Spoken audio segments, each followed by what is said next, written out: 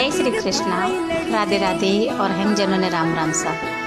तो देखो कलयुग अटे हैं, एक वे जैन लोग हैं जो कि करोड़ों री जमीन छोड़ने, करोड़ों रो जायदाद छोड़ने भक्ति रो मार्ग जेल दियो। और एक आटे देखो जो 4 अंगड़े जमीन रे वास्ते एक भाई दूसरा भाई ने मारे, वो जमन जाया भाई है। अरे कोई करो इन जमीन ने, जब भाई नहीं रेवेला तो जमीन ने कोई करो। और एक बात वर हुणो कि नहीं भैरी जमीन खाने कि नहीं बेटो रो घर बसावणो, वो तो थे जिंदगी में ऊंचा नहीं आवोला ना। बेटो रो घर बसेला कि जो कर्मों में लिखियोड़ रही वो ही आपो ने मिलेला। कि एक भैरो दूसरो भैरो खावणो वो आपो रो बसरी बात नहीं है, और ना ही आपो ने मिलेला। आ जमीन आटीज पड़ी रही ना, आपो जमीन रे नीचे रेवोला।